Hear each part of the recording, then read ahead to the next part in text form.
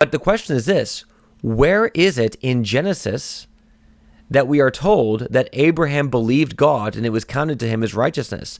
The answer is in Genesis chapter 15. So notice even what James is saying here. He is not saying that Abraham was justified for the first time, so to speak, when he offered up his son on the altar in Genesis chapter 22. What he is saying is in fact, Abraham was already justified by faith. He was already justified by faith all the way back in Genesis chapter 15.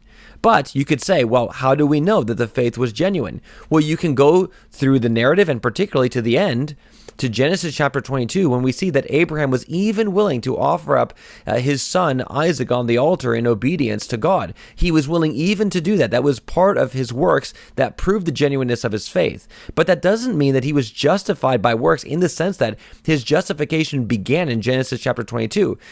James himself is saying that the justification by faith actually happened in chapter 15. And so what we're seeing then in terms of what James is saying is that there is a kind of faith that justifies. That justification happens early. It happens at the point of faith.